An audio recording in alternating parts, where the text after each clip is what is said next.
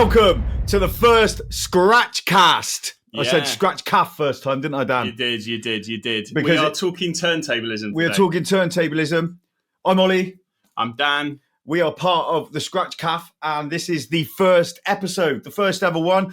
And there's only one way to kick off, and that is with one of the most UKists, legendary turntablist. He needs no introduction, even though I gave him one. It is DJay Random. Hey, Hi. Did you hear that, mate? How the devil are you? That fluffing intros left, right, and centre. And hopefully not fluffing podcasts. So yeah, this is the legendary DJay Random. Now I didn't give you an introduction. I gave you a little bit of an introduction, a tiny one. But I'm gonna introduce you through my eyes because it's our podcast and this is through my eyes, and everything I see is interesting. So hopefully everybody else will. Basically, it's not funny, Doc. It's not funny, Random. It's not. This is the truth. This is how I live. It is. Sorry. Stop laughing at me. Stop laughing. Right, so this guy, the 1990 DMC World Finals, probably the first time that I've ever seen anything like that. And I came to it quite late. And we'll get to that in the podcast because it all links in. But I kind of see you as one of the godfathers. And we were friends on Facebook way before I even knew what DJay Random was. And I went to the DMC Championships 2024, supporting all the Scratch Calf guys, especially Dan. And then suddenly we're in the toilet and you walk past me and goes, "Oh, it's you. We're going to have a chat later." and I went to Dan, right? The guy on the stage judging came up to me and said hello to me in the toilets. He was like, "That's DJay Random, mate." I was like, "What?"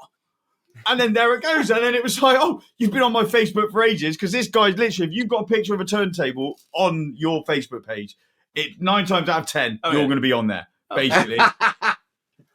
And yeah, so that is how this happened. I think one of the pictures in the background is you somewhere as well, mate. Have you put you up there? You are on there somewhere. You might be covered by one of us, but never mind. So yeah, so you very graciously accepted our invitation to do the first Scratch Cast. I get confused. Scratch Cast. It's the Scratch Cafe. Scratch Cast. The Scratch yeah. Cast. I'm honoured. I'm honoured to be asked to do it. I'm always honoured to be asked to do stuff like this. So thank you. No worries. So basically, me and Dan are absolute turntablist geeks, but No shit. Yeah, but we are too young to really know about it. And you hold all the knowledge, and we want to see and we want to show everybody the sort of the impregnation of hip hop and UK turntablism, basically. So I suppose we've got to start at the beginning. I missed all of the major things in music. I missed punk. I was born in '82. I missed the beginning of the rave scene. I was too young to go raving in the beginning days. And I missed it. I basically missed everything. But you didn't. You caught at least 2 of those. So Yeah, I mean, I was really, really lucky. I missed punk as well. I really wish I'd been a part of that. Oh, mate. We caught the watered down terrible. Yeah, do you know what I mean? It was like, and yeah, I mean, I would love to have been a piece of that. But then hip hop come along. And it was, for me, it was an extension of hip hop. It was quite socially minded. It was built on rebellion and kicking back against oppression. So, being brought up in a fairly anarchistic type household, fucking game on for that. Yeah. But yeah, I mean, I was very lucky. I entered the DMC competition in 1989. I started to learn to scratch about 3 or 4 years before that. And at the same time, I was also going out a lot in London, which shaped, how I did competitions and the club scene in London. And around about that time as well, you had the house scene kicking off, and then would eventually merged into and split away from the rave scene.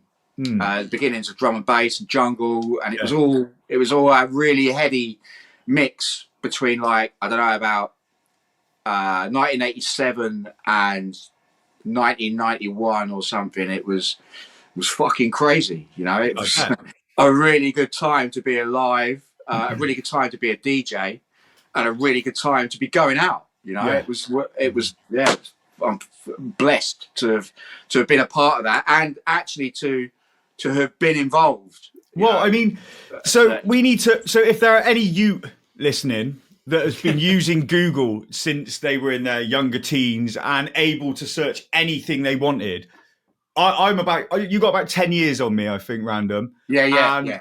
I first heard about rave music through a Fantasia 2 tape. It's DJ Sign, Ratty on the other side. Okay. And I thought there was a band up there playing the music. I had no idea it was DJ'd.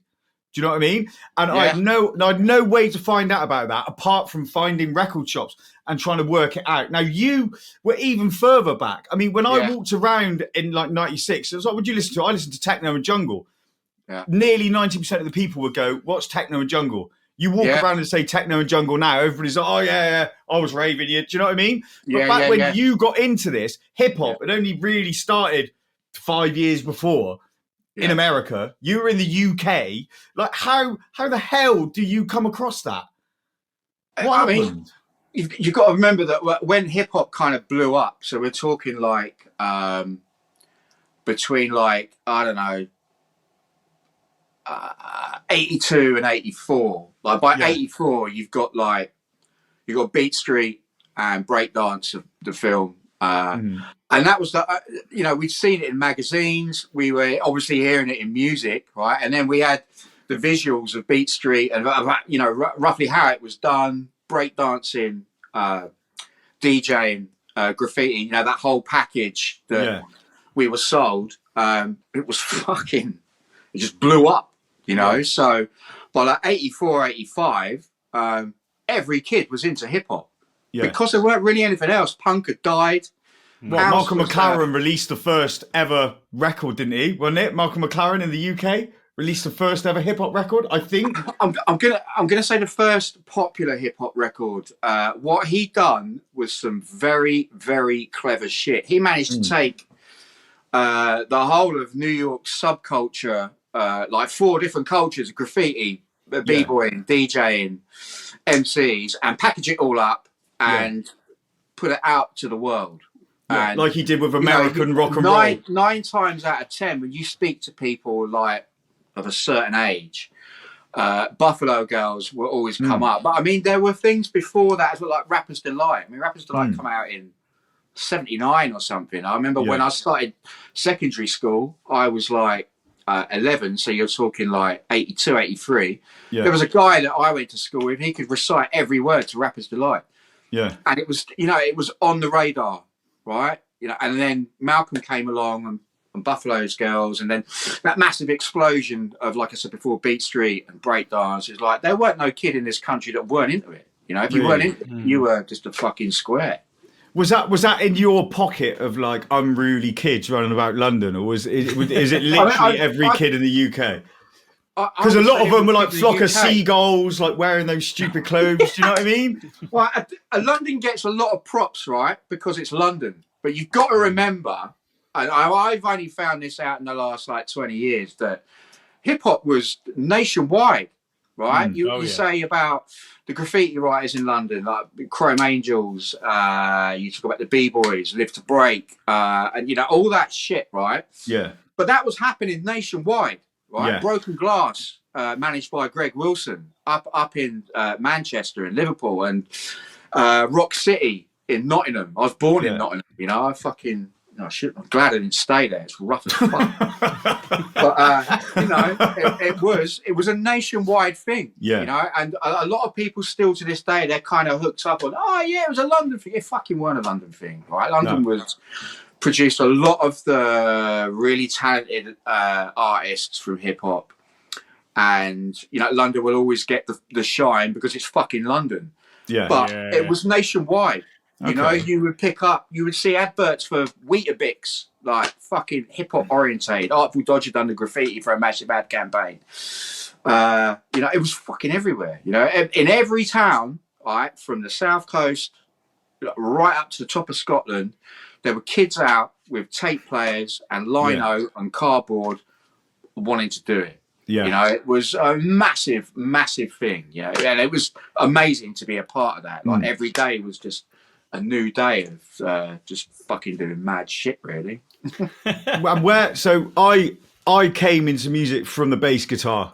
So before I even knew that turntables were being used musically, I was playing bass.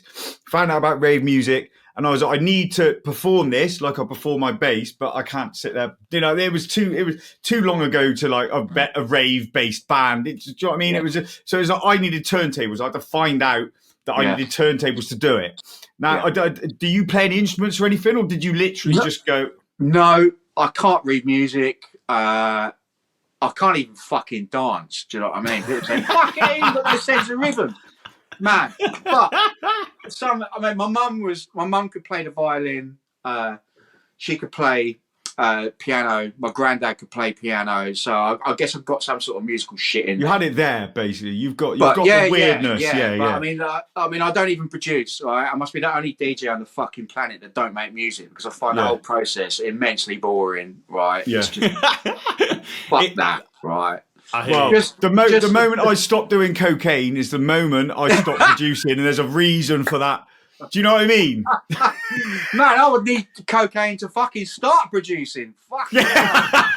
I mean, yeah, I'm not a musician as such, and it wasn't until I joined a band about the turn of the century, right, sort of 2000. Turn of the century, yeah. Yeah, where I was, man, listen to that. Fuck it. How fucked up does that sound, right? It's horrible. So, yeah. It's horrible. I joined this band, and they turn of the wanted millennium, me. mate. I'm going to make you feel much worse in a minute, right? Oh, Carry man. on. I'll make you feel much shit worse. about myself my entire life. Don't worry. So I know that one, mate. I know that one. Band, and they were all like musicians, right? It's like fucking, you've got a sax player, flugelhorn player, a drummer, a bass player, guitarist, and they're all like fucking professionals, right? And they brought me in to drop samples, do scratching, and I just felt like, man, I felt like a fraud, right? And I have got quite a serious imposter syndrome. Oh, same here, mate. No matter what I do. Kid. Yeah. I went to the rehearsal and they were like, oh man, yeah, this is amazing. You fit in really well. The next day, I went to Manchester to Band on the Wall, right? Yeah. Legendary venue, done my first set with them. And it was like, it wasn't till then that I realised I felt accepted as a musician, right? Just using turntables. And, you know, that was like kind of turning point because I realised it was a little bit more than just doing a bit of scratching and like being a fucking shovel. In like 1987, how does a young DJ Random go, I love hip hop, there's all this stuff going around, how do I perform it? Wait there, turntables, how does that happen? Because there's no... Well, man, it was, I mean, I've always been into music since I was a kid. You know, I was brought up in, my mum was quite musical, and I used to love the radio. Like, even going back, I've got memories when I used to live in London when I was a kid of always had a radio, right? Always listened to music. And then by the time I was 9 or 10, I was buying records like at the chemist up the road from me, right? And then I saw the pivotal moment for me was listening to a tune called "Breaking in Space" by is it Keymatic, I think, something like that. And it was on one of the electros, and there was a breakdown where it's like an a cappella scratch, nothing like mind blowing. I think the cuts were done by KG actually. Yeah. And I was like, what the fuck is that noise? Right. And I had to learn, you know, I was like, what the fuck is that noise? And I realized it was done with a record and a turntable. And I just started fucking around trying to emulate that noise. Right. That noise fascinated me. And then it was so fluid. I could take that noise and I could do it myself and do other shit. Right. Yeah. So from about 1984 to about 86, and I was 15 in 1986, and then I'd seen some stuff on TV. The DMC championships had just started, and I was, you know, heavily into... How did you view that? How the hell did you view the DMC championships in 1986? With fucking difficulty. Yeah, exactly. Right? Because, you know, we had no internet. It would rarely turn up in magazines, but I remember Mum and Dad got like cable TV. Never paid for it. Just fucking blagged it. Excuse me. And then they had like the DMC competition, like snippets of it on this cable TV channel. I was like, fucking hell, that's what I want to do. And on the back of like Beat Street, you see Jazzy J scratching, and then Fresh 86, where you can hear like live like DJ Cheese, especially. Houdini's DJ Grandmaster D. You know, it was like, wow. And I was like, I need to learn how to do this shit. Yeah. So for the first couple of years, it was just like fucking around. And then, yeah, well, I was going to say, how as did you media learn got, it though? Like there were. I mean, there were some tutorials around. I don't think there were there. Like, No. how are you going to see those tutorials in 1986, 87? That's what I mean. So you just set a decks and you're just like, right, we're just gonna that sound. I'm gonna try and recreate that. When I watched people on TV or the video, it's like that's how you do it. All right. And when I got my first mixer, and this is like Christmas of 1986, I didn't even know how to set it up. You know, I had to get a couple of guys I knew who were DJs in my town to come and set it up, like the realistic mixer, you know, with the crossfade. Right? I didn't even know how to set the fucking thing up. I had to get them to come round to set it up. And then, this is what fascinates me, right? Because in 1996, when I bought my first turntables, I had a magazine. There were loads of pictures. There were magazine, DJ Mag. And this is what fascinates me. So this is why I'm like probing you on this, because like it is absolutely crazy in my mind. And you've got to be totally out of the blue sky thinking to go, right, I want to do that. Don't know how to do it. Nobody knows anything about it. There's no footage, but I'm just going to do it. So like, your mates came round, they set it up. What decks did you buy? I just bought 2 decks and they had volume controls. I think they were like fucking Ferguson or something. They were just literally like a turntable with the volume controls, right? 2 separate volume controls. And I had them side by side. So I'd scratch on one with the record and the fader, with the go up to the next one, pull the sound down. Yeah. Then I've seen some video, and I've also seen a couple of DJs cutting. It's like, right, I need a mixer, so I got the mixer. But then after that, it was like I learned how to cut breaks and to cut 2 copies of the same record. But outside of that, I had to invent what I was doing, you know, because I wanted to sound like them. I didn't want to look like a prick. Do you know what I mean? I was like some dude just going fucking batshit for 12 hours. So I was like, I would listen to how they done their sets or whatever sets I heard on the radio or something like that, and I would adapt. I was like, I need to follow that pattern, and that pattern was like, you know, it's like the construction of a song. Yeah. 4 8-bar introduction, 16 blah blah blah blah blah blah, all that shit. So I tried to like militarize it down to that, and it turns out I was actually doing the right thing. Yeah. Which is mad because I didn't know. I had to extrapolate all of this information from what I'd seen, which was fuck all, basically. But you did it your way, and I can kind of understand that, because before about 3 years ago, I decided I want to start juggling beats. I want to start really taking scratching seriously. And the 20 years before that, I was rave DJ and just go da, da, da, da, da, da, do you know what I mean? Just doing the simple rave stuff. Yeah. And I'd heard it, and I'd done my own version of it. Like I had a sort of a flair that wasn't really a flair, but sounded like it. And then suddenly we were like, oh, let's set up the scratch calf. Got my ass handed to me every week to get better. But I suddenly realised that I did everything my own way. And I think the way our brains work, that ADHD mentalness, it's like, no, I'm not listening to you. I'm doing it my way. And it's really helpful. Man, that's exactly how I thought, right? Especially when I knew I could do it. So we're talking like, I don't know, when I left school, like 87 up into like 88. I didn't want to sound like everyone else. No. You know, I wanted people to not just see a DJ. I wanted them to see me, right? Yeah. You know, I've also got quite bad fucking self-esteem issues, etc. Yeah. But I wanted them part to of see it, me. though. And creativity. The arrogance of it was, okay, I'll see you cut and pump me up. But I'm going to find another tune by Trouble Funk that no one else has done. I'm going to cut that. Yeah. I see you cutting Funky Drummer. I ain't even got that, but I'm going to cut this James Brown record. Yeah. Mm-hmm. Exactly the same. Yeah. So even to this day, right? Yeah. I mean, people say, "Oh, you call DeeJay Random because you're random." No, it's not. But you're never going to know what I'm playing, right? No. But I try and package up everything that I do as A, hip hop, and B, me. Because who the fuck wants to sound like anyone else?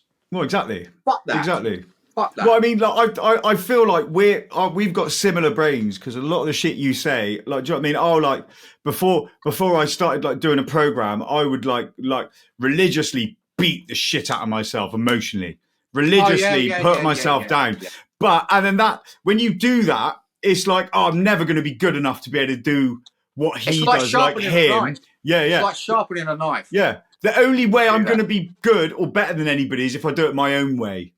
And there's a safety in that, and it's horrid to live that way, but it's also beautiful because it's good because what you're doing when you're saying you're going to do it your own way, right? You've also you're kind of tempered by how other people sound, so you have to come up with this fucking hybrid of I'm going to do what these people do, but not on their or anyone else's fucking terms, right? What I am doing is what I do. And the only reason you're liking that is because I'm dragging you in off the back of other people. But at the end of the day, I am me. Yeah. And like Cash Money has said, you know, this will haunt me to the rest of my life. Originality will prevail. It will. It has to. There's why do people want to sound like someone else? Man, fuck that. Well, if you love it or hate it, right? I don't give a fuck. I am not going to sit here. If someone says to me, "Oh, you sound like so and so," they're getting knocked the fuck out. Fuck that. That's not what I do. Right, let's get into the nitty gritty of this because we posted your 1990 set on our page as a sort. We've been teasing the fact we got you. Nobody really knows we've got you, but we've been teasing it. And that 1990 set, I've been sort of watching that every day really before this interview because I didn't. They know how bored I am. Well, there is no, but from me, it's like, do you know what I mean? It's like, and I'm going to make you go a little bit redder than you are, right? Like, and kind of like to a lot of people as well, you're like God level. You're like, you look back at 1990 and you're playing on Stanton 500, skipping like a lunatic, right? You put your decks left and right there, mixer over there, which fucks my brain up. I hate it. And I'm going to ask you about that, especially right? sound engineers, they hate it. Yeah, can't stand. Literally, just like I look at it and I go. Anyway, I've been watching that every day because I watched a couple of other your podcasts, and I didn't want to dig into you as a person. I wanted to dig in to how you view music. Okay, that's good. How you've taken the scene in through your eyes, because I think it could be really helpful to new kids coming up, current scratch DJs, like you just said then. You know, you've got to be original. You've got to do it your own way. And we turn up at the scratch caf and people are drilling the 2-click flares and they're doing this and they're trying to get good, which is good. But it's like, move away from the 2-click flare. Come up with something, do it a different way. Do a 7-click flare. Do a 7-click or don't do a flare at all. But it does. Yeah, get your ass out, sit on it. Don't do it on one of my turntables, by the way. But you know what I mean? Anyway, I've lost, where was I, Dan? What was my original thing? I've totally went off on a... Well, it's just you know what. It's almost a question of what advice would you give to folks now who are trying to come up through, because it's a different scene, right? You've got, I mean, back then you had this. It sounds like there was a bit of a groundswell and a community around it, and it feels like that community's starting to kind of come back a little bit. But yeah, what would you say to people who are kind of taking an interest in it now? And before you start, Random, knowing your career and how you've been, don't listen to a word he says. Because it will be awful advice. I would say, right, the easiest, and especially today where you are flooded with information. Yes. Right? You know, whatever you want to know is there. Right? Fuck that shit. Right? What you need to do as someone up and coming is not be swayed by all the shit you see on social media. Is to learn the basic mechanics of whether you're using a turntable or a CDJ or you know, a fucking controller. Learn what it does and then turn off the internet, right? And do what you do, right? Now, obviously, there are problems with if you're not learning the structure of songs and how the set works. But you can, you know, once again, it's mechanical. You can find that online. How many bars I need before this happens, blah, blah, blah. Know your music and just forget what other people do and say, because that will be your fucking downfall. Yeah. Because then you will end up in the bin of 10,000 other wannabes that are all doing the same shit. Thing. And much as we can talk about, this big name DJ, he's shit. this guy's shit. A lot of those people you think are shit are because they don't sound like that social media thing, right? But when you take the time out to listen to them, especially whether it's their selection or their technical skills, they're not like everyone else because they haven't subscribed to wanting to be like everyone else. You know, the best thing I can say is learn your equipment, learn your tunes, and just do what you do. Right? There will come a point whether you know whether you can do it or not, but even getting up to that point is fun. You know, and the fun about that is you're learning. You're not just copying what some other fucking prick is doing on the internet, because they may have 20,000 followers and a glossy video, but where are they going to be in 10 years, right? Where do you want to be in 10 years, right? Not some dude that got made a meme out of. Fuck that. Be you. Just fucking be you. That's all I can say. Solid advice. I take that back instantaneously, what I said before you went on that one, mate. That is probably some of the best advice I've ever heard. I think there's a thing, isn't there, of like people forget how unique they are, right? So it's like, how do I differentiate is a question you always get. How do I differentiate? It's like, mate, you're already different. You were born different, man. You were born different. Right? Yeah, just do what feels good to you. I cannot imagine any genre with a scene of homogenized DJs where everyone's just the same tunes. You can see it, but that's only because the spotlight is on social media, right? I've seen a lot of big name DJs, like house DJs, drum and basses, whatever, where they don't play like you see them on social media, and I fucking love that, because I want to. If I'm going to see someone or I'm out watching someone, I want to see them in their set. I want to see how they're doing shit. And all of those people that are homogenized or trying to, play catch up with their heroes, fuck off. You ain't going to be around in 6 months, let alone 10 years. I kind of feel like, so you came across a really good point, that in essence, you need to do it for the love. And if you love it, you're going to prevail. And if you love it, you're going to lock yourself away. But there's so much pressure, especially with the youth at the moment, with social media now followers. It's worse than before. It's terrible. Now And it's like, I've seen this happen, and I've seen it. Back when I was doing it, it was flyers, tapes. Do you know what I mean? You made your name from doing the gigs, but now the gigs get forgotten, or the videos from the gigs don't, and the social media likes and the management companies. It's a really hard place to be. People are being sold a lie. They're being sold a lie. And the problem is as well is, right, like you're in a club and you're DJing, right? Tune selection, right, and kind of making it make sense and giving people space to dance to the things you're putting on, right? Yeah. That is very different to the structure of social media. Social media is fast. It's continuous hooks. It's change. And because we've now got so much tech, right, that makes, beat mixing is almost it's a skill that people don't really do anymore, or at least they don't need it. You don't need it. So what it means is that people are now flashing through tracks like boom, boom, yeah, that's boom, mad. boom.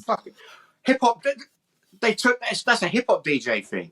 Unconsciously, that technique has crept into the overground of DJs. Fuck knows why, but yeah. Well, I mean, it's because the technology allows you to do it.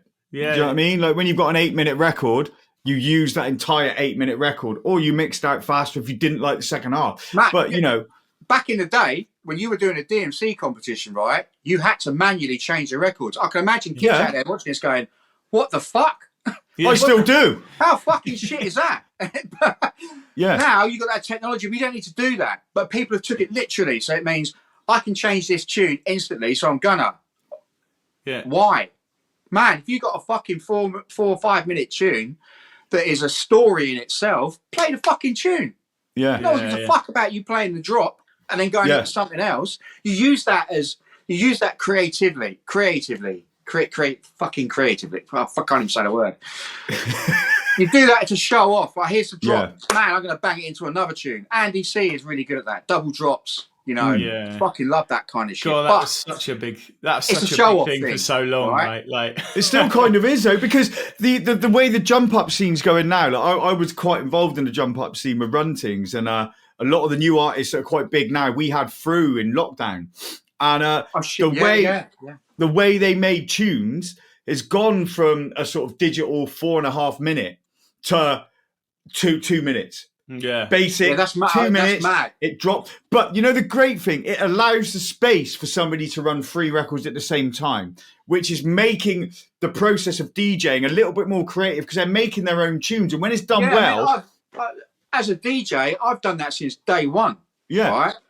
I love long-running mixes. Right? When I used to play a lot of hardcore parties, right? I don't know what the fuck people call it, jungle techno, whatever the fuck it is. I Old call school. it hardcore. Old school. And yeah. I used to love long-running mixes because all of those, they're all hip-hop beats. They may be jacked up to 140, 150, 160 BPM. Yeah. I love that shit. And for me to have to be able to do that without having to scratch or beat juggle or cut, I fucking loved it. It was a night off for me. Yeah. But that's, you know, you don't see those long-running mixes no more where you take 2 tunes and make something different. I done an interview when I was in the 96 UK finals, and you can find it on fucking YouTube. I'll be on there. Don't worry about that. Yeah, the guy said Prime Cuts is really funny. He looks about 10 in that interview. So I've done the interview, and they were like, they said to me like, "Can you sum up what you do?" And I was like, "Yeah, we're just basically taking 2 tunes and making it as one." Yeah. And I put outside of my turntablist routines, I try and do that in DJ sets. I love to do long running mixes, but these days, I think you have to be of a kind of a certain mindset to appreciate that. Well, it only really exists in techno, house. Yeah, well, the other thing is as well is like a lot of modern like production techniques are about filling out the whole bloody sound spectrum, right? So actually, like a lot of types of music these days, just there's not that much space for that unless you're literally chopping between 2 records because they've just they've filled the soundscape ridiculously. Whereas, you know, if you took like older records, there would be just drums and bass for a lot of it, you know, and then you're free to put whatever you want lead line wise on top of that and still have a really nice I mean, you've got a massive gap there that you can fuck with. So that's it. And now I just don't think that's true. I think it's a lot more complete. You know, each track is like a powerhouse, isn't it? And you're just moving from bang, bang, bang, bang all the way through. And they all look like, I don't know if you look at the waveforms, they all look like sausages. Yeah. It's just massive sausage sound. Serato yet, so I guess I got all that to come, but you know. Yeah. Please don't use Serato. Please don't use Serato. Serato gave me a care package. I know, yeah. I tried to stop you using it when you told me. It's still sitting there, but I'm good. You know, I have to do it because at some point, because for me, it will open up what I do even bigger. Yeah. So my sets won't change; they just become faster or more involved to what I want to do. But I mean, you know, I'm still getting by with how I play. I'm still getting work, even though I'm not getting fucking paid. But yeah, you know, it will just make things. I think sometimes, if you're moving from turntables or maybe even CDJs to use something like Serato, you have to kind of earn the right. So we can use a sync button because I can already do that, but I would love to free up that time spent fucking around so I could do something else with it. Do you know what I mean? It sounds a bit arrogant, a bit like old man shit, but it's not. It's just I'm coming from a technical view of I won't have to waste that time queuing the record up. I can now fill that time and hitting a button and doing something else with it. So right. So there's going to be a segment on each show where when the guest says something and I think it'd be funny, we're going to call you up and we're going to go, what does Random think about this? And then I'll tell them what they said. So I'm going to use this opportunity to do a live what does Random say about this? And this is a conversation where myself and Dan fall out. I cannot stand button pushers. They enrage me. I hate the fact you've got cue buttons. I hate the fact there's DVS systems, right? Unless you're putting the record on the needle and you're doing really crazy stuff with the record, I really just can't stand that. Do you know what I mean? I just don't like that. Yeah. What does Random think about that comment? I think it's valid, but I think the problem is, my problem with people that push buttons, right, is they fucking rely on it and they haven't got any technical history before that. Like if you use turntables or CDJs without sync or whatever, you are learning a certain skill set of having to get to know your records and having to work your records. With a DVS, if you haven't learned that that system or that skill beforehand, you are literally just someone that's pressing fucking buttons because you can, you know. And I think it's good to embrace technology. You know, I'm going to do it. All of my Hopefully people you're not going to do it. Hopefully you're not. Fingers crossed. But to rely on that button, right, is fucking bullshit. Because what happens when that button stops working? What happens when there's some sort of Wi-Fi fucking problem and you can't do it? The sound you've got a engineer bag of puts the records song on there. and says, "No, they'll be ready in 5 minutes." And it's always Do you know what I mean? the Bee Gees. And then we're going to move on to an active button pusher. Hey, I'm not an active button Let pusher. me introduce this, Dan. Ugh. The owner and the producer of the Temple of Scratch, who does a lot of this on buttons and DVS systems. So where do you sit on it? We always fall out about this. So we're like polar opposites, but he's got to have his say. So he's going to have it. So I when I started DJing and the first club sets that I did, CDJs were in little rack mounts and they weren't usable. I was on vinyl, and back then you used to get paid well, right? Because you had to have this massive collection of vinyl to even be a DJ, right? And I was living large. Yeah, it was good. It was good. It was good, right? And so I grew up on proper, you know, pieces of wax, having to spend loads of money to have 2 versions of a record to juggle it, you know, and that sort of painful feeling of like how it became all scratchy and horrible after like hours and hours of mucking with it. But then, you know, so Serato arrived and I suddenly went from having to lug like, you know, 40 kilos worth of stuff to gigs to suddenly just a laptop and thingy, and it blew my mind. And I think the thing is now you've got like all this other tech. There's a couple of things. One, it's like, how can I use the tech to do something more creative, more interesting? But also like, I think the DJ historically could be the guy who was kind of stuck in a corner of a room, right? You know, who like just kind of was just moving between records and nobody really noticed him. How can I change that? How can I make them the focal point? You know, how can I have a performance? And I think turntablism has a massive place for that. I think turntablism just looks wicked. I do think if you're using cue buttons to like remix a track in the background or play your own drum beat, or you're using like you've got like there's a section and actually you want there to be a really big build up there, and you're using filters and you're using loops and you're rolling things and you know, I think that's the space for it. The problem you have is like, I think that's because I come from a place where I started without that stuff and now I have it and I'm at a certain, you know, level where I'm like, oh, there's creative options I can do with that. Yeah. If you're brand new to this world, right, and you're picking up one of those decks, I think there's a thing of overwhelm, right? Firstly, it's like the creative possibilities are so big now that it's like, where do I even start? And the second thing is that a lot of it's just like kids who just want to impress their mates by doing something. Yeah. So if there's a button that can do that, then they're going to do it, and they miss the skill, and they miss the home.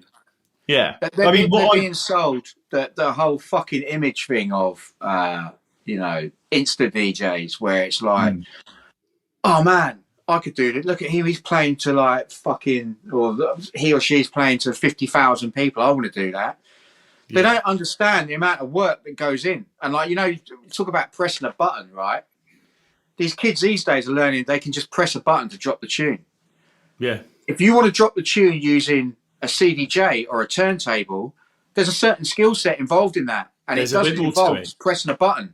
There's timing. There's you know, knowing where it is, knowing where it's going to drop. If you've got a button, it cuts all of that shit out. So these kids don't need to learn that, but they do. But they do if they want to do what they want. If you want to talk about DJs coming from to being a focal point of a night, which I'm not 100% down with, but if you're looking at a DJ night where the DJ is a focal point,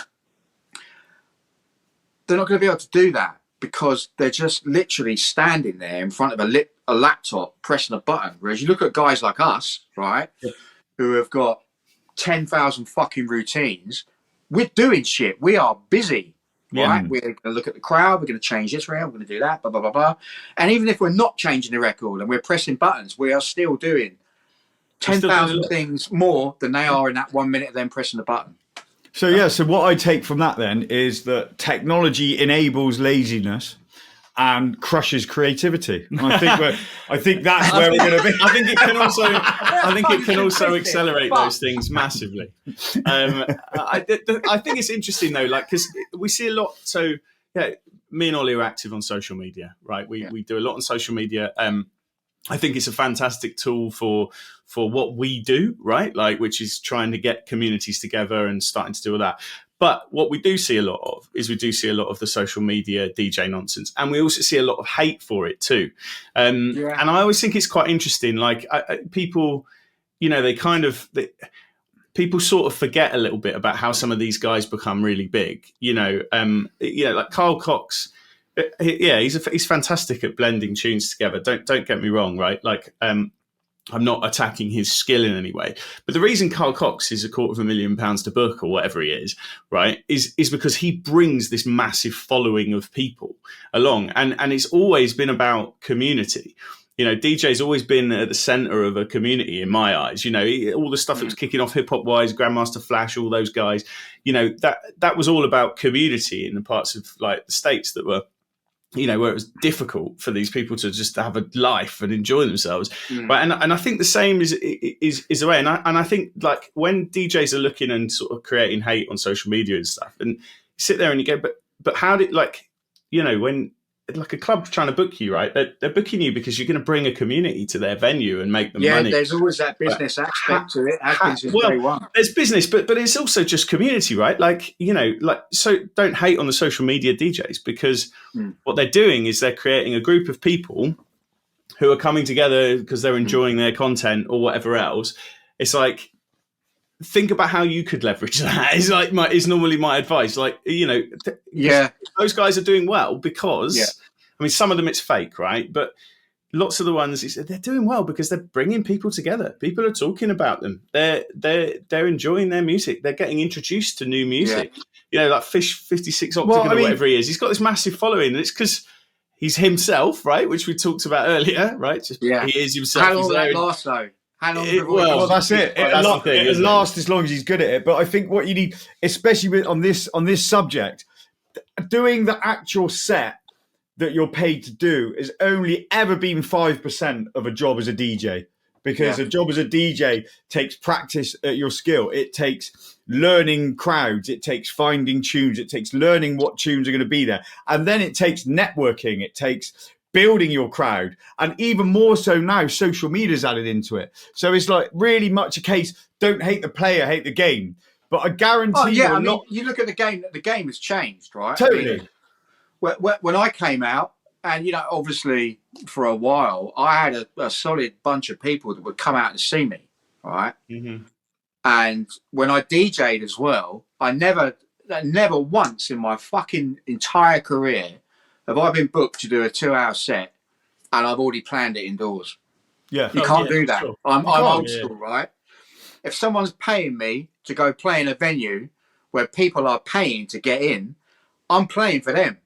Yeah. So if I'm 10 minutes into a pre-planned set where everything's going fucking wrong, you're just stuck on that road. So I've learned to read crowd. I've learned to see what they want, right? Sometimes I play records I don't even fucking like, but I know that people want to hear it. That's what they're paying their money for, right? It's all right giving me £500 for a set or more, but without those people coming through the door, I ain't getting fucking paid. No. So I have to cater for them. And now the social media thing, I mean, first it's so transient, right? It's fucking what's big today is forgotten tomorrow. Of course. And it's a lot of the older people that have come up through those classical ways of DJing in the last 20, 30, 40 years are going to look down on that. But you look at the model of blowing up on social media, blah, blah, blah. How many of those social media fans that follow these DJs are actually going to go and see them? And I will tell you now, fucking not many. There is a large percentage of those social media people, all of those likes, those comments, they're not even fucking going out. Yeah. Kids these days are not going out. They ain't getting drunk. They're not really taking drugs. They're missing out on a fucking whole education. I can tell you that. But the whole game has changed. I mean, I try and keep up with stuff. But at the end of the day, first and foremost, I am a DJ, and if you want me to come play at your event or do a showcase, I am going to do a showcase that I think people will like. And if I'm going to come and do a DJ set, then I'm doing a DJ set because I want people to have a good time. I want them to party. Yeah. And if they don't like what I'm playing, I will adapt to whatever I think they want. I'm not just going to steamroller through the money they've paid to get in with some fucking set that I planned 3 weeks ago and think, well, yeah, fuck them. You know, it's all about me. It's not about me. I am a service provider. Can I ask you a question? A lot of that gets lost. A lot of that gets lost these days with, oh man, this dude, this guy, this DJ is so fucking amazing. But why? You're paying to go and see him. They do what you fucking want, not what they want. So I've got a question for you. Unless you're playing a high-end showcase or a festival with 70,000 people, I don't think you can get away with that. I think it's unfair. And I think it's fucking arrogant, to be honest. But I agree with you, man. I think a lot of the time people forget who their audience is, right? And they forget what they're there really to do, and it becomes a bit of an ego trip. It's like, oh, that looks like you're the coolest person on planet Earth. Like, I want to play in front of 50,000 people. Man, I've been there, right? As ego, right? Like, cups I've done. Let him do this one. This is a massively important lesson, right? Especially in this day and age, is disappearing up your own arse, right? Yeah. Now, I've done that. It's quite easy to 91, 92, I was on fucking TV. I was on the front of magazines. You know, I'm like, fucking check me out, huh? Yeah. DeeJay Random. My catchphrase is, do you know who I am? Right? Oh, God, Rick James. Any opportunity, I will crack that out because, you know, that is the ultimate wanker fucking thing to say. Well, unfortunately, you can actually say that, unfortunately. Within our scene, you can legitimately say that. And then I believed everything everyone said about me. And the problem is, when you get to that point, you are surrounded by rats, vermin, fucking people that like vultures, vampires, fucking people who just want to be a part of you. And I was like, yeah, fuck you.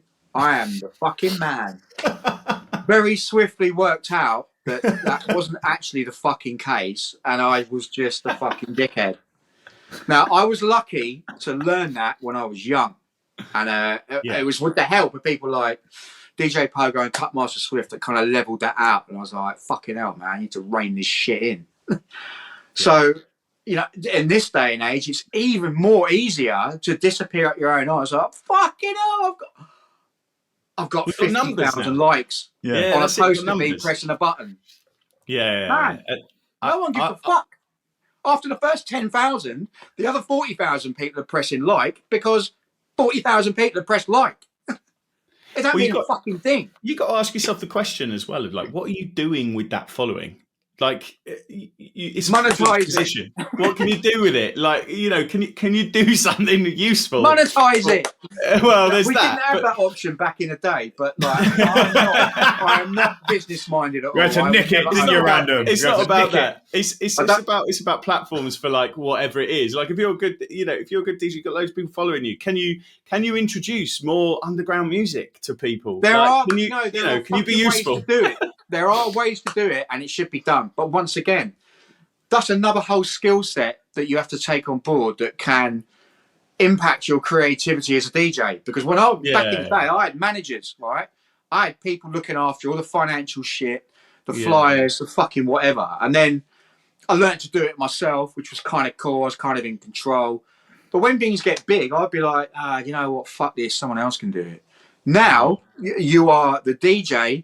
You're the creative director, you're the manager, you're the social media platform manager. And it's just like, fuck me, how much more shit do I have to do just to fucking get paid? I've got a question for you. Hang on, the flip side of that. You're not allowed the question. I'm not allowed. You're not allowed the question. On the flip side of that, you're right? If I've got 50,000 followers, what can I do with that? And it needs to be done because tomorrow, you may not have those 40,000 followers, and you will kick yourself when you fucking lost the opportunity. I agree with that, man, and I always think you can use that privilege positively, and you can use it kind of negatively. And I always think there's so much you like. you've got people's attention for a period of time. You've got to make use of that. But I do have a question for you. Right. which I'd So love before to you know. ask the question, right? No, So no. stop blocking me. I'm not blocking you. I'm not blocking you. This question has one. Yeah, nearly that close.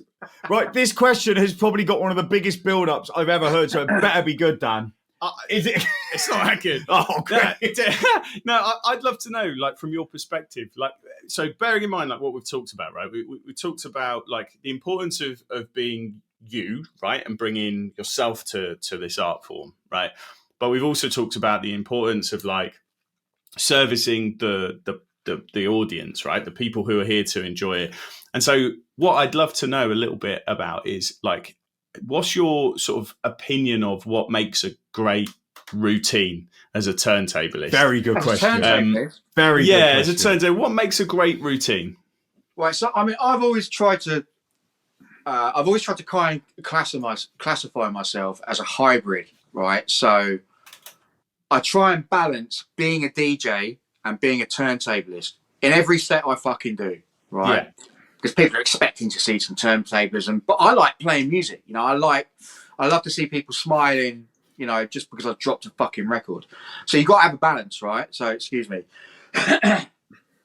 You need to make, I think you need to make a really good turntablism routine accessible, because you don't know where it's going to go. So rather than picking out the latest fucking, the latest tune by Conway or some fucking, you know, some underground hip hop tune and making a routine out of it, take that routine and put it to someone else. Pick out a record that everyone fucking knows, right? Yeah. Then do your shit with it, because when you lead people in, right? And we've seen that, right? We've seen classic. that, like, Swizz does it, like, all the time. We saw a return from it. Gotta be like, done. Fumi did it. You know, all the top three guys had some classic stuff in there. Yeah, that and everybody also would recognise. it's right. How many times has Apache been cut up? Right, every fucking cunt on the planet. But You did it in yours, didn't you? I did. I had Apache as a sample used in the drum part of yeah. something. Yeah, it was in there. Yeah. I think what you need to do is to just playing that tune, people are automatically engaged, right? Every cunt on the planet knows a tune, and then you've got to put your spin on it, and that works in turntablism, hip hop DJing.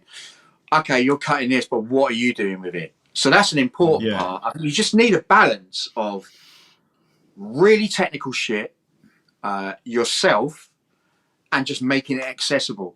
You know, and there are, you know, there's multiple ways of doing that, which is beautiful, because going back to being yourself, no one's ever going. You're not going to do it like anyone else. No one's going to do it like you. So yeah, just accessible, technical, and you. Right? Sometimes it doesn't even need to be really clean.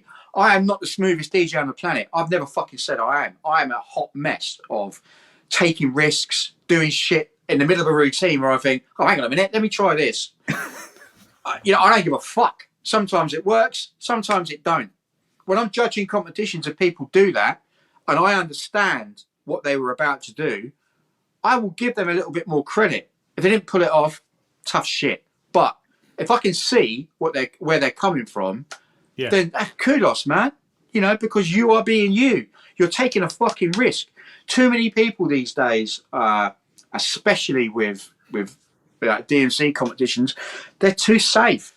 You know, there's not that fucking putting yourself out on a limb and, you know, taking that killer instinct of, I have got nothing to lose here, so I am putting it all on the line. A lot of that, you don't see that these days. What you do, but not to the extent that I sound like an arrogant old cunt. Yeah, like we used to do. I mean, I'll tell you, he's really good at, like, fucking really taking a gamble. Cutmaster Swift, right? Now, Cutmaster Swift is like my older brother. DJ Pogo is one of my best mates. And to come through with them, when I noticed Johnny, right, he takes fucking risks all the time. And he don't give a fuck. Now, he is one of the darkest horses in British turntablism. He has got skills for days. Yeah. And we've had him on the show doing the full clip show in here, right, where he just fucking throws the book away and starts doing loads of weird shit. But I get it. Now, a lot of other people wouldn't get it. But he's got the balls to fucking take a gamble and do some crazy shit because he just fancies doing some crazy shit. I do it. I love that, right? So, yeah, in answer to your question, Make it accessible, make it technical, but just be you. You know, you don't have to be like everyone else. You don't have to subscribe to, oh shit, he's just done a fucking a strobe beat chase, and oh man, he's just done an autobahn. I need to do that. Oh fuck, I don't do none of these new patterns. I can do them all, right? I choose not to because I don't want to sound like everyone else. Yeah, I think there's a thing, isn't there, of like you need to learn some of that stuff, right? You need to learn because it gives you a sort of creative foundation. But like when it comes to like routine design and coming up with things, it's like kind of put all that stuff away. You know, like and you kind of you try and just go right. Let's just make this musical, and I think that's, you know, I look at all the guys. You know, I watch quite a lot of the competition stuff, and I do think that it's like one thing that always hits you is like you can tell a prime cut set. You can tell a like you can, because of that like originality and that sort of source, and it's like there's very little actually that is, oh, here's a standard chase pattern being done. Here's a standard strobe, you know, or here's that. There's a second of it while it links into something else that they've obviously done because it sounds musical, it gives the impression of technicality. Also, or as well, is, people will take a standard technique like a strobe beat chase, and they think it makes it better because they've done it with a different record. I don't give a fuck, right? Yeah. If I see that technique, which I've seen 10 times before, I don't give a fuck whether you're cutting Vivaldi or fucking Shaky Stevens, right? That pattern is exactly the same. The only thing that matters, the only thing that's different is the sound, and I don't give a shit. Come up with something that fucking takes that strobe pattern or that autobahn and fucks it out the water. Yeah. Man, you do that, you're winning. End of. Yeah. All right, so that leads me on to where I want to go next. Let's get it a little bit awkward. Random was one of the judges at the UK finals. Dan was an entrant at the UK finals. It was my first ever Your DMC. first ever DMC. Yeah, my first ever Shit, right, okay. Yeah. First one. So basically, you gave him a bit of advice after. Was it you need more violence? It was. Was That's that my favourite bit of feedback ever? I've wanted to get your feedback. Expand on that. We would love you to expand on that feedback. What was amazing was Pogo was there at the time, and he sort of had this look on his face as if to say, "I don't know what that means either." No, he does. He does. Trust me. He was. Oh no, he said it again. Right? He's done that one again. He may not show it. That boy has got a game face that'll fuck anyone. But yeah, he knows what I mean. Right. So when I say violence, right. I think I know what you mean before you start, and I want you to say what I think. So yeah, go on. Attitude, right? One of the things that put me apart, I think, in my own fucking fucked up way, is that when I was on stage, I had nothing to lose, right? It was the only thing I was good at, and I would fucking fight to the death to fucking do it. Yeah. Right? I put so much work in, you know, I fucking wasn't getting laid, right? I didn't go to work. I was just practicing 8, 10, 12 hours a day. I put that work in, and I wasn't letting anyone take that fucking title away from me, right? I didn't give a fucking shit what I had to do that, whether I had to temper bits down or ramp bits up. I went in there, I'm going to fucking kill you. End of. I don't give a fuck who you are. And these days, I don't give a fuck about your social media presence. I don't give a fuck about your numbers. I have come here for one thing, and that is to bury you, every single one of you are fucking going in the ground, right? And that's the end of it. Now, you're a real nice guy, right? I really like that, and your set was dope. Let's make no mistake about that. It was absolutely bang on point, right? I couldn't fault nothing, but I just couldn't see that killer instinct of fuck you, and you know, even the judges, fuck you, right? I want to see a punk attitude in there of, I have not come here for a fucking haircut, right? I haven't come here to let some fucking bitch beat me, right? I haven't come here. My fucking ass is on the I am here to win, right? And this is how I'm going to do it. Yeah. Up the ante with violence, attitude, killer instinct. I'm not going to cast aspersions on you personally because I don't know you, but I come from a background where, I wasn't really very good at anything, and suddenly I was really good at DJing. And once I realised I was good at it, I was not fucking letting anyone take that shit away from me, right? I hear you. Yeah. I was not I fucking, like I said, I spent fucking hours, months, years trying to get to a point where I could stand there and say, fuck you, and no one's going to argue. Yeah. That's what you've got to aim at. But, that's kind of what I thought. I think that's kind of what I thought. You know what I really liked about your set? It was fucking really clean, right? I like I say, I'm not the smoothest DJ on the planet. I ain't fucking clean at all. But to see like pretty good technical standard just flowing, love that shit. Love that. Mate, I would love to be like that. Do you know what? Do you know what's so good about what you've just said? Right. So 3 of the 6 contestants of last year were actually scratch calf DJs. Yeah. So yeah. That was mad. It was like you were running the we were the whole crew. Yeah. I walked in there like the big man. I could only just do a strobe. Do you know what I mean? So my boys are up anyway. But I'm around your family now. Don't worry about that. Yeah. But yeah. So Dan Trap. So it was Lenny. It was Reva, and it was Hugh Wackman. Yeah, Hugh Wackman. We were all in a car together. It so was that. I'll tell you what. I wish that was a podcast. That'd have been. So yeah, I think you're kind of getting like. That I don't think Dan could like inhibit the violence there. Yeah, I mean, I was competing with friends, but like I think there's a thing. I mean, I did a lot to sort of manage my own energy, right, in this whole thing, because like nerves are a thing, like and I've got performance anxiety. Every set I do, I get performance. This is it, right? This is it, and I think there's a lot though that turns you into a bit more of a like, I'm just going to get this performance done. Yeah. And I tried to say to myself before going, like the 2 things I had in my head is carry on whatever happens. Yeah. And the second thing was try to enjoy yourself. And I failed in the second one. Man, that is difficult. That is difficult because you're not there to fucking enjoy yourself. You're there to kill people. Yeah, right? That's it. You got 6 minutes. I haven't come here to fucking smile and shake everyone's hand. Yeah. I've come here to fucking smash your fucking teeth down your throat. End of. That's definitely what I felt I was missing. So basically, we need to remove the good guy from you. Yeah, man.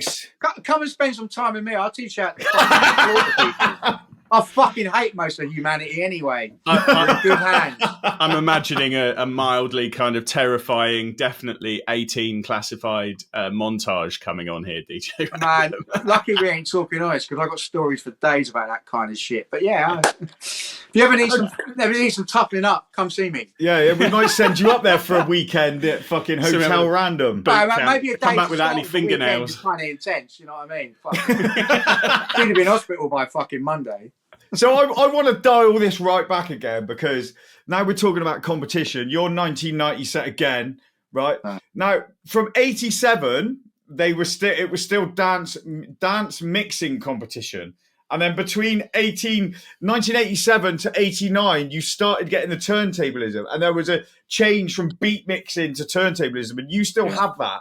But what then sent that arc to sort of that, and then the rave music, and then where did that all intertwine? Because all Hype was in there, wasn't he, in 87? Cole Cox was in there in 87, and it's kind of like what I think a lot of it had come from the new music seminar, firstly, right?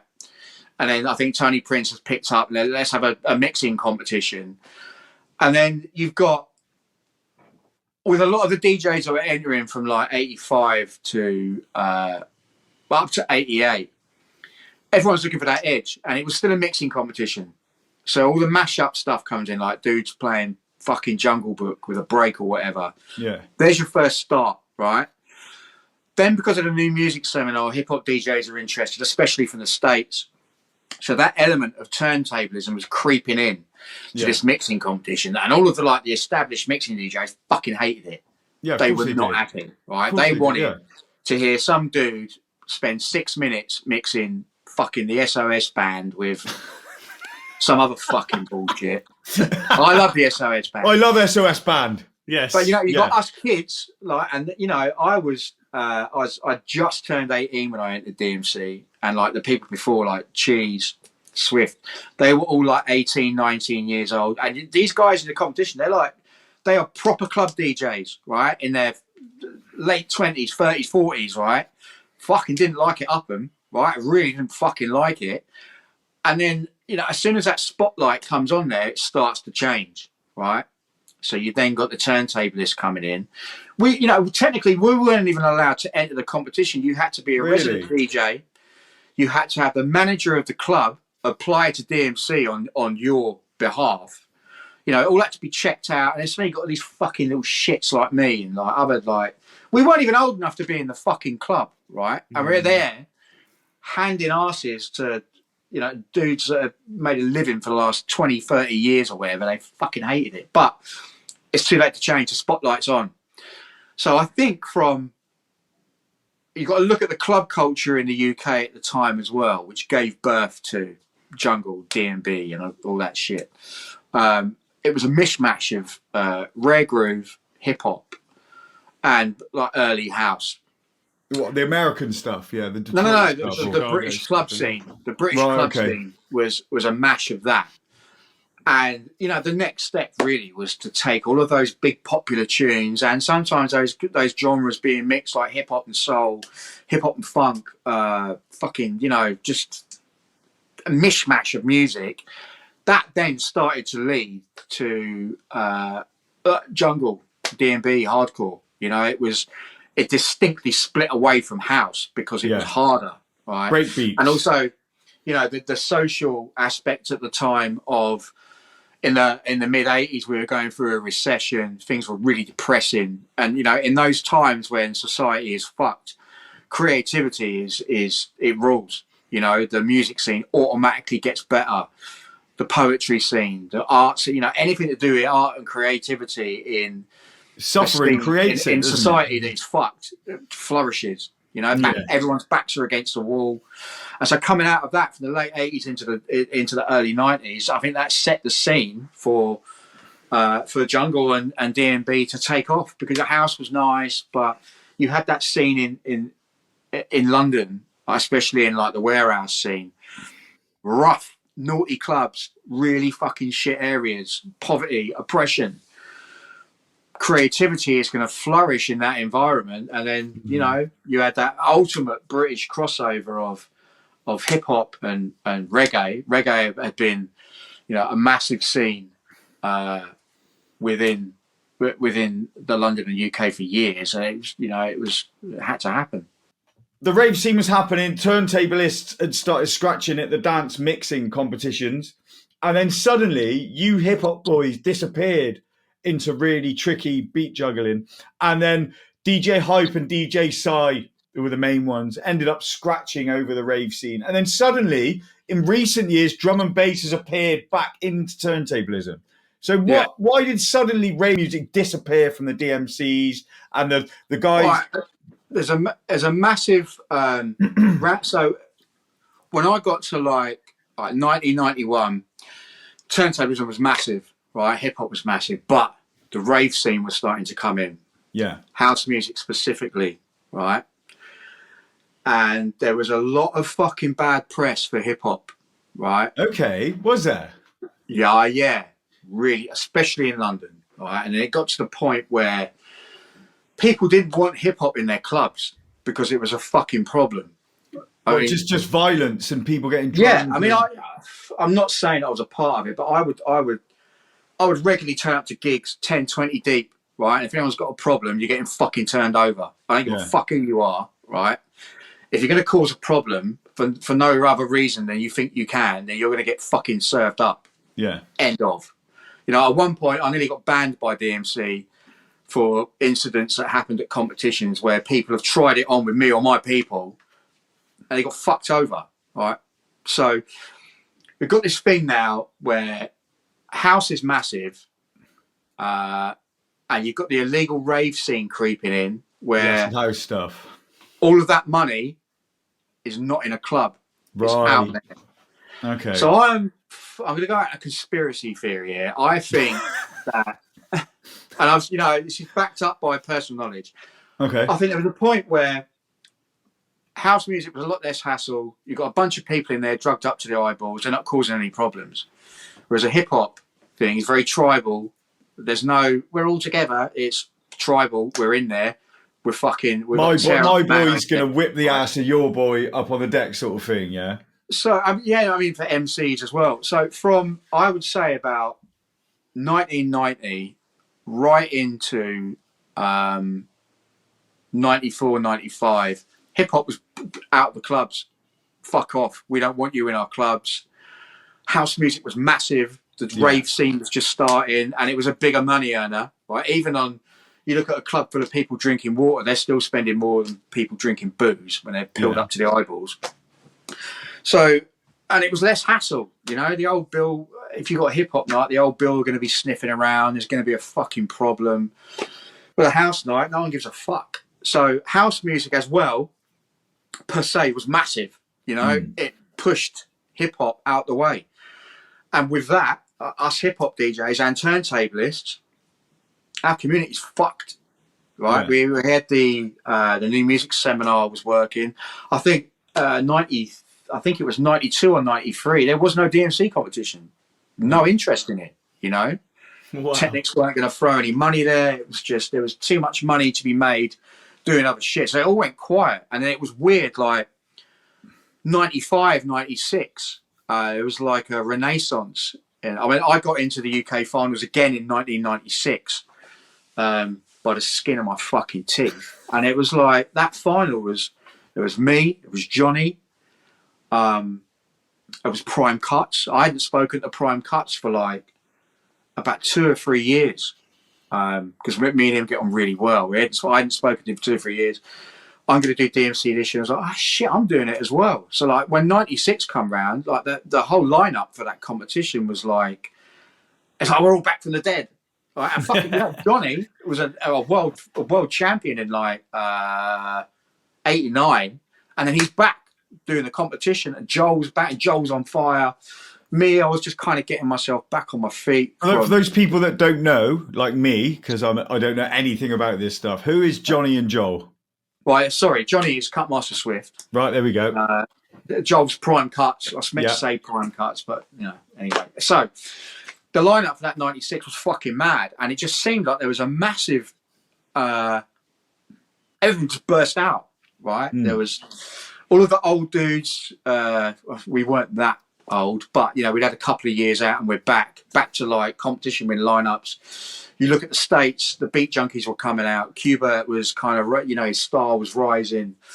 Turntablism was a thing, you know. But it carried on in the States, didn't it, or not? Because it's still big in the US. It carried on in the States quite heavily, though, didn't it? Like, because obviously it did, but you got to remember, America's a country of fucking 280 million people. Yeah. So one genre of music ain't gonna fucking change nothing.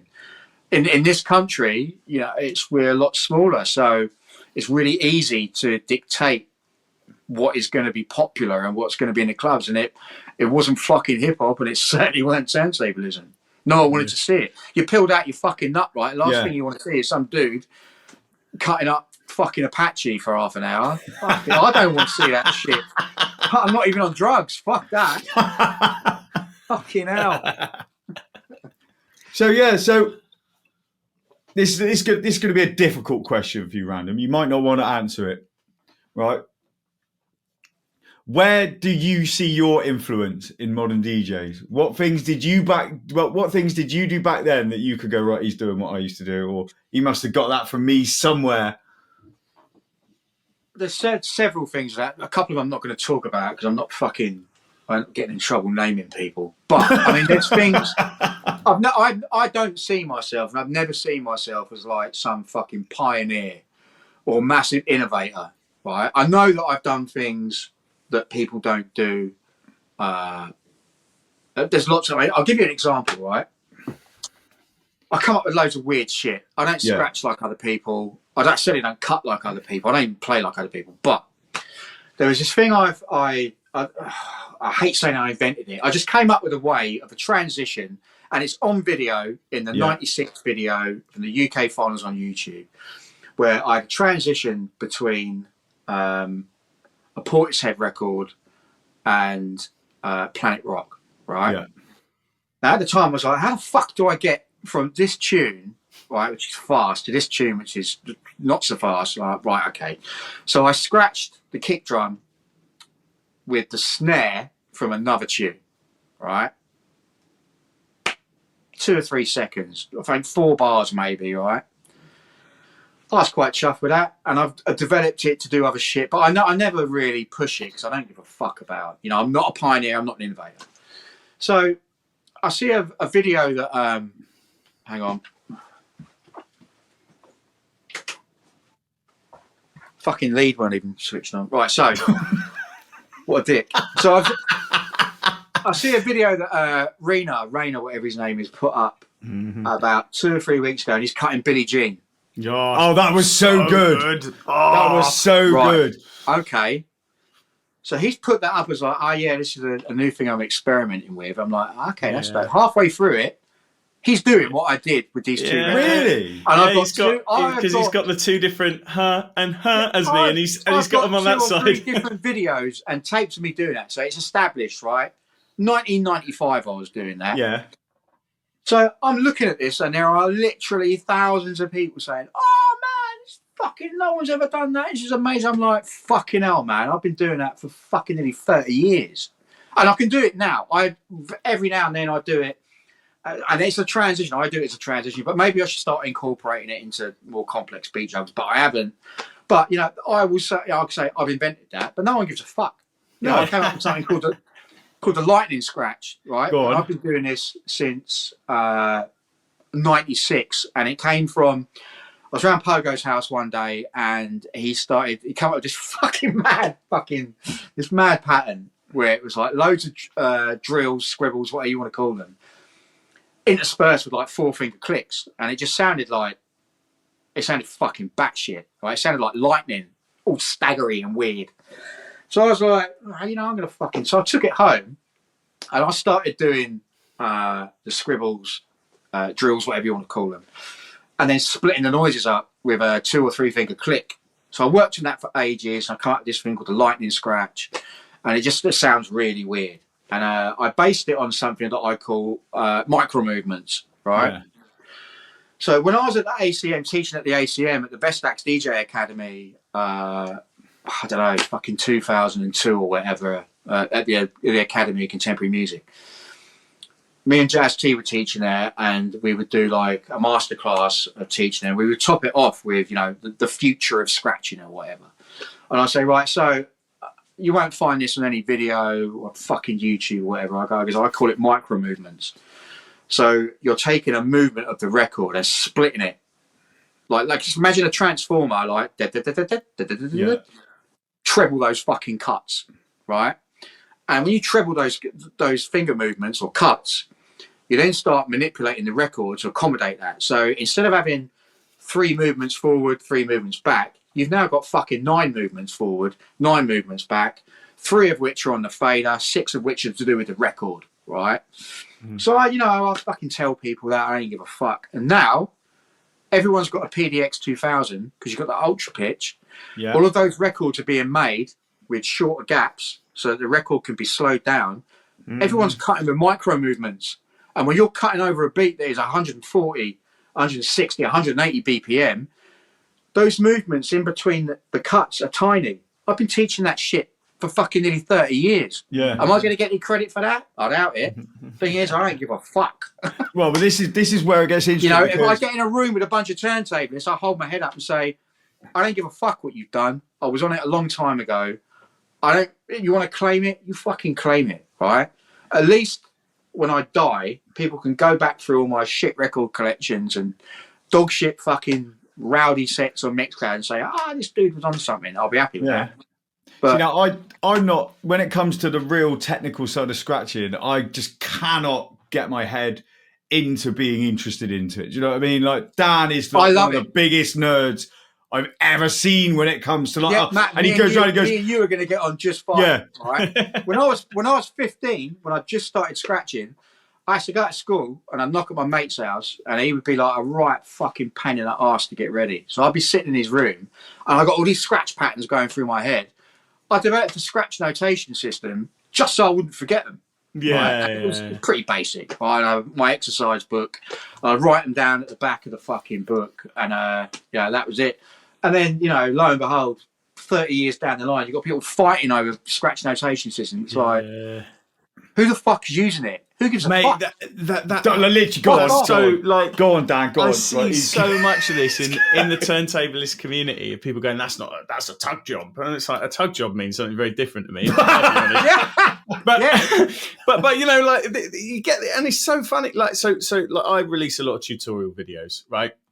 And Temple of Scratching it down. Temple of Turntable, yeah, Temple of Turntablism.com. I've got a beat juggling course and a scratch course, but I release loads. It looks really good. Looks really wicked, good. mate. Thank you. I appreciate that. But a huge part of it is I try to give a lot away for free too, right? Because it's not just about what I can make money wise. It's about just like getting people. Yeah, those techniques are worth fuck all. It's what other people do that makes it work. Well, that's very true, right? But, you know, it's funny because what happens is I release these things and then inevitably someone will come on and go, oh, that's not a slow autobahn, that's a delayed 3-click flare. Or, yeah, Matt, those people have never left their fucking house. That's exactly it. That's exactly. So where's your video, mate? Where's your video? I say that now. I'm like, can you do it better? Can you do it better, right, in front of 5,000 people? Because that's what I'm fucking doing. And I tell you what, I'm getting paid. I'm not walking out my bedroom and going to bed. Fuck off. Well, no, it gets even worse than that because I'm learning. I've been posting my videos from learning, and I posted one with Greece is the word, basically. And it got about 10,000 views, and I got fucking slammed with people going. And I was like, and I know well enough now that the ones that slam me are the ones that have got a Pioneer DDJ 200 and their profile picture is them with their DDJ 200. And the guys that like it, in their bedroom, like you or Newmark or Quest or Dan, the guys that can actually do it give the support. The guys that give shit are the ones that can't. You had one, didn't you? I had a guy, so I started a TikTok as part of like getting the Scratch Cafe out there because we wanted to get more young people involved, and we knew that was a platform that younger people are on. And actually, I started doing stuff on there, and it lifted off quite quickly. But what was funny about it was at around 4,000 followers, I started to get a troll. And this bloke, honestly, I get about 6. This bloke followed all my content around, just being like, "That's wrong. You're talking wrong. That's not what it was. Teach properly. It was this in the 90s." And it was just so funny because I was like, "Who are you?" Mad. Those fucking people. It's and so then good. When they bang on about hip hop, it's like, "Oh, it's not like hijack." Fuck off. So I think it was that guy, and he was like, "Yeah, it's easy when you're on a good fader," and I was like, "Mate, if you're shit on a good fader, you're shit. If you're good on a shit fader, you're good." Do you know what, right? The technology that's around these days, it ain't going to make you a better DJ. It will not. If you're shit, you're shit. That's it. That's how it goes. Pointing it out don't make you no better. It just makes you a prick. Do you know what? It was funny, actually, because, you know, everyone at the DMC UK this year, right, everyone was on phase. And actually, it was kind of funny because Cutmaster Swift did have to sort of say to the crowd, like, because people were like, "Well, it's not even got a needle on." It's like, oh, come on, man. Anyway, the thing that was funny about it was, so I posted my DMC routine. And one guy was like, "Oh, yeah, well, yeah, I'd love to see you do that on, you know, real vinyl with real needles." And it's like, mate, nobody uses, like, it's like, why are you talking about? The thing is, if that it's a different skill. 6 minutes, if that routine weren't 6 minutes and you had 10 minutes, you could probably do that. You could do it, and it would cost you about 400 quid to do it. These people, man, just fuck off. But I love it. Do you know what I mean? It's like I've been doing a lot of like personal growth, and this is what I was going to say. Right, your videos of you like just naked cutting. Naked scratching, no fucking effects, no fuck all, and it's a journey. That shit for me, right, counts more than the best video on the planet because you're putting yourself out there, and luckily you don't give a fuck. Well, do you know what, right? Authentic, man. This goes back to what you were saying earlier. The reason I don't give a fuck is because nobody can be as horrible to themselves as I can be. Nobody could be as horrible to Welcome me to my world. As I. It's exactly, and this is why I connect with what world. you were saying. And this personal growth I've been doing in the last sort of 3 months, I used to love posting those videos because people would give me shit, and I'd go, "Can you do it better?" And I'd write that, and then I'd go over to their profile to see if they could. And every single time they couldn't. And I used to love getting in arguments with them. But I've had to change that because I was being toxic to myself. Now I post these videos because I'm all right now, and I can do a lot of foundations. I'm getting to that point, and I post them up now just for growth. But what is really killing me at the moment is that it's been going on so long. I don't feel I can come up with anything new on vinyl, and I'm just. This may lead me to doing something really new, but I just can't see what else can be done. You know enough. Can more be done with this format? I'm going to be fucking honest here, right? There is an element of stagnation within turntablism, pure turntablism, right? Yeah.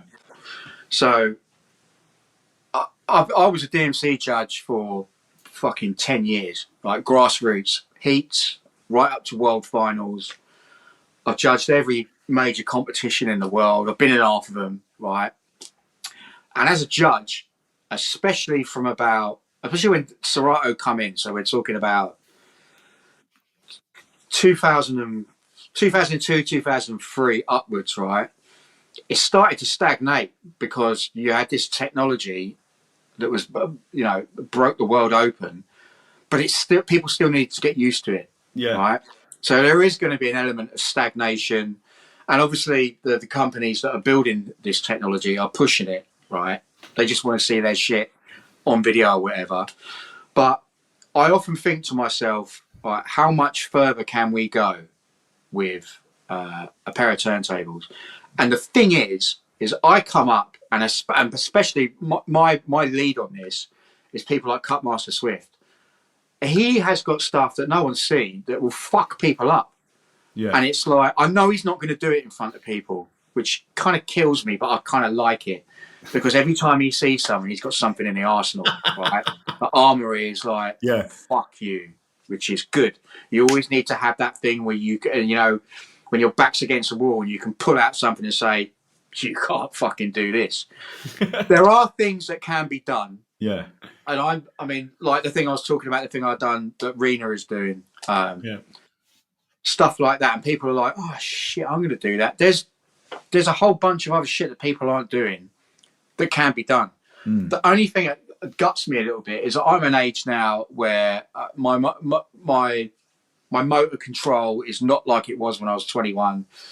My reaction speeds, how I think, life has kind of slowed me down. But I still got stuff in the tank that if some fucking big mouth 20-year-old comes and says, well, watch this.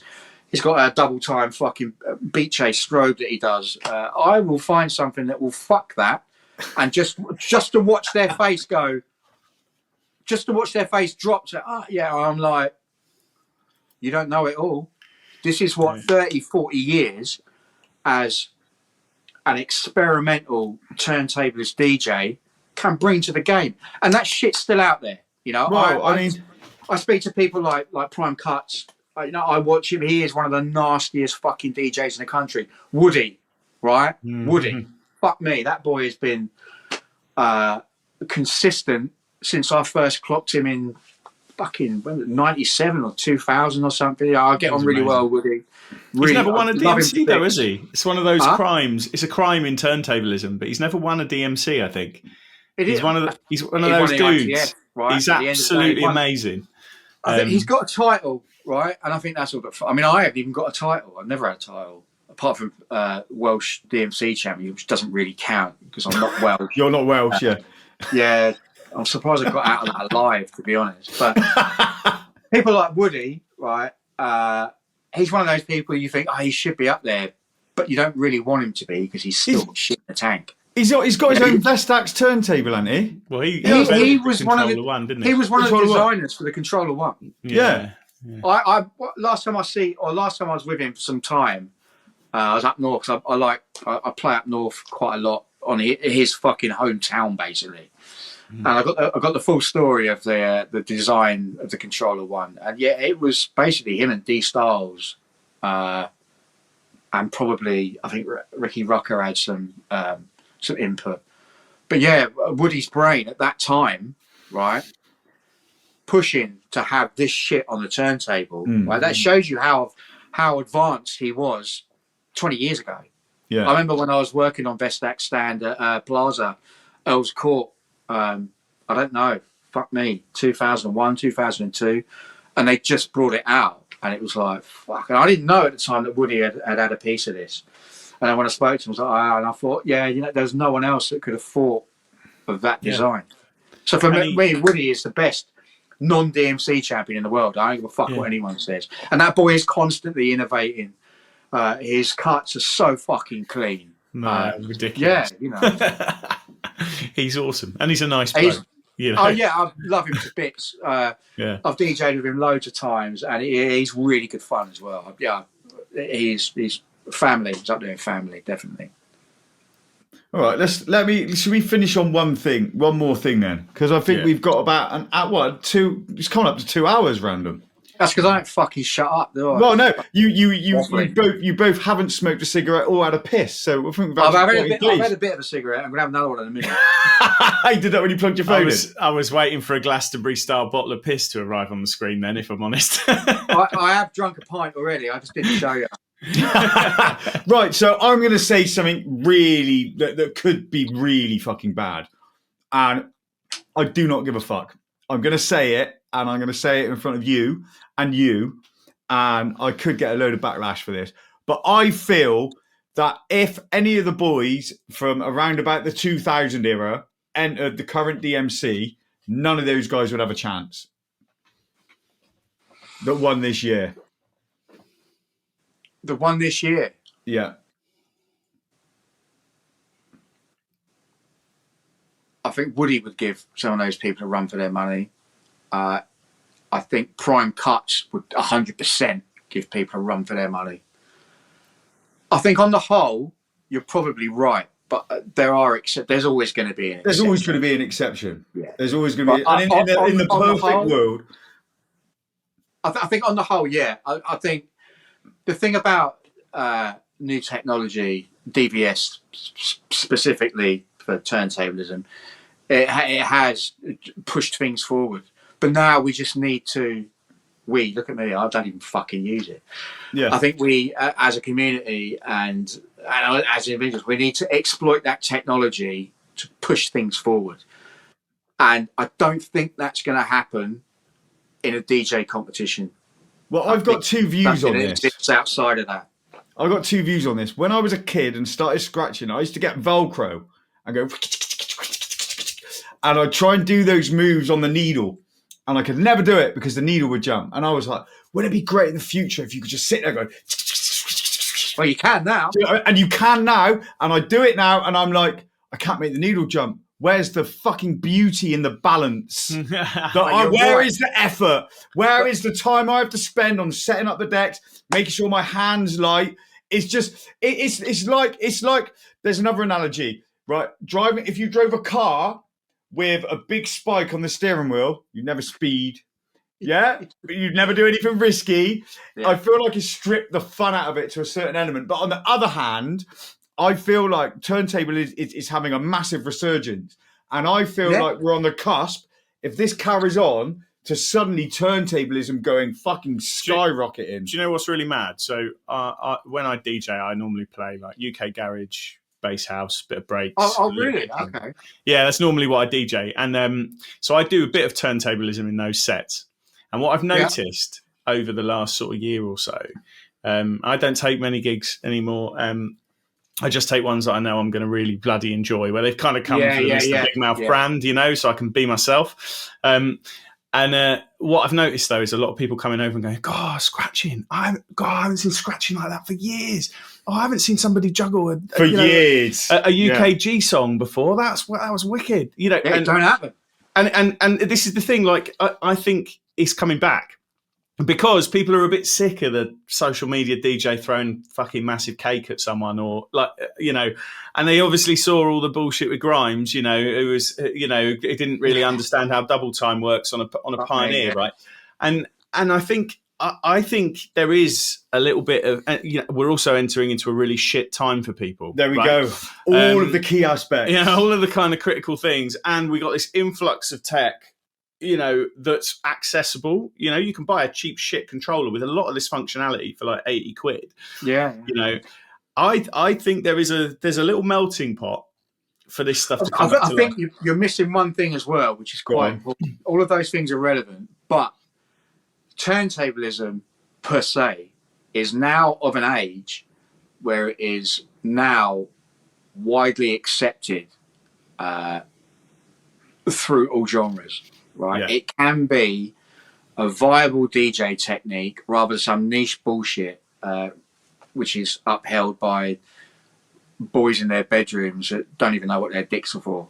Right now, it's come of age, and it's acceptable for those kind of techniques to be used within any form of genre by a DJ. Like you look at, like you look at the tech. Like let's say you've got a high-end controller, and you're doing all your shit on the fly, hot cues, editing tunes. That's turntablism, right?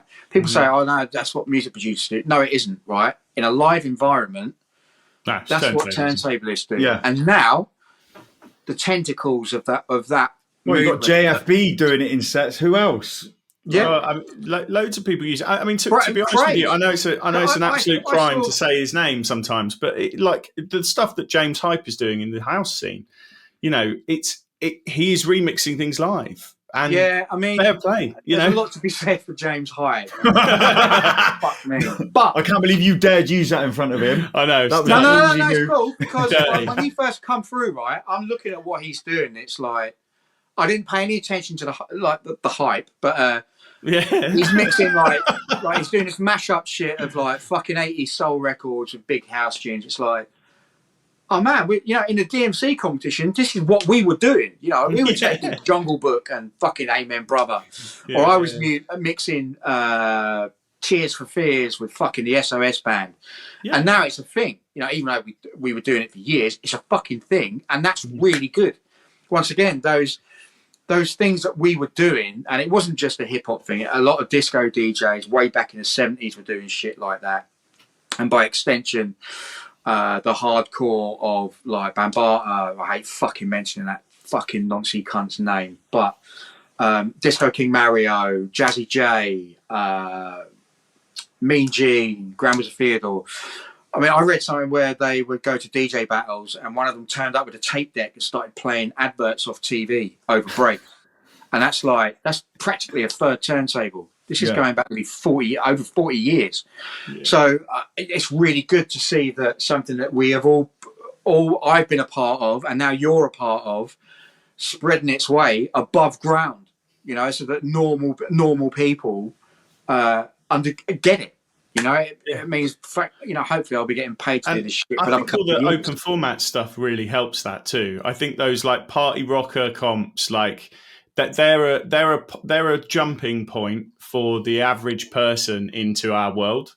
I mean, when I play hip hop, right, I look at hip hop as I look at like the old school. So when they were playing sets, like the same people I've just mentioned, they're playing tunes that were pop tunes at the time, which are now famous breaks, but they would play fucking everything.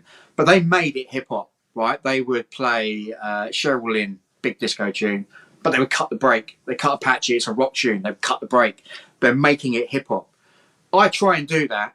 I've been doing that since day dot, and I will never stop doing that. And my sets, if you forget all the technical shit that I do, the tunes that I play they're not rap. Some of them are, look, see that? The Slits, right? Oh, lovely. I love that. Right? Love Through that the band. Grapevine. You listen to that tune, right? Oh, it's the most loose tune ever. And it's loosely beautiful, isn't it? A heavy bass line. Yeah. You've got some dope drums, and you've got some birds screaming over the top, like a massively, fucking beautiful Marvin Gaye tune. I drop that in sets all the time, right? I drop rock music, but I make it mine. Mm-hmm. If I'm going to play fucking Aerosmith, for example, I'm going to cut the Walk This Way this break. Then you're going to hear a bit of the guitar, and we're into another break. I make whatever I think is hip hop, and open format is the biggest expression of hip hop. It's the modern day expression of hip hop, because they weren't playing. Didn't have no fucking rap tunes to play. They didn't have no hip hop tunes to play. That's where it came from. They took what they wanted and they fucking owned it. That's what I do. Amazing. Right. So I reckon we need to wrap this up now. So I've got 2 questions for you. Right. The first one, as we're an educational sort of thing, the Scratch Calf, we like people learning, we like people coming along and scratching, we like pushing the skill of scratch. You obviously teach this, what you're mostly inspired by. So DJay Random, if you had to tell our viewers or anybody listening, what is the one DMC set you need to check out that you'll learn the most from, is the most impressive, what one would you choose for these people to go and see? Fucking hell. I knew I was going to get this reaction. It's like asking me what my favourite record is. Normally, That's why I did it. That's why I did it. But we're going to have to pressure, Random. Going to have to pressure. I'm going to say DJ Craze 2000. Nice. Oh. Okay. And then this one. Incredible routine. Wicked. So, and this one, I'm going to try and put this the right way because my brain's been pondering this for all the whole show, so it may come out totally spangled and rubbish. If DJay Random was going to retire tomorrow, because we haven't had an interview with the man, the human being, we've had an interview with DJay Random. So in essence is, if you were going to die tomorrow, or if DJay Random was going to quit tomorrow, what would be the one final thing you would say to people to wrap up what DJay Random is? Can you lend me a tenner? Absolutely brilliant. I'm always fucking skinned. I would just, if I'm going to die tomorrow, and my ultimate words of wisdom, just fucking be you. Be you. Be you. That's and it. for people, and for somebody that doesn't know who they are, how would you elaborate on that? Fuck off. Go and learn who you are, come back. Yeah, find out who you are and then come back when I can be fucking bothered to speak to you, basically. Well, mate, thank you so. This was actually so much fun. This was brilliant. I've really enjoyed myself. Like I said, normally I hate fucking talking about myself or trying to be held up as like some fucking guardian or historian of the scene, but it's been really, really good fun. I've really enjoyed it, and I really thank you for asking me to come on. And more importantly, please, if anyone learns something from this, then my job is done. Yeah. And normally podcasts go, can you give us your links, your social media links? But to be honest, if people don't know who you are, they don't know where to find you, they shouldn't be listening to this show. Stop listening to us. Don't listen to the next one. If you don't know who this motherfucker is, you're in the wrong place. Just come find me. I can't be fucked to tell you because Good I don't care. Hey, you're not trying to it. No, they don't want to know you enough if they're not trying to find you. So if you don't want to know me, I don't fuck off, basically. I'm fucking great. If you don't appreciate that, laters.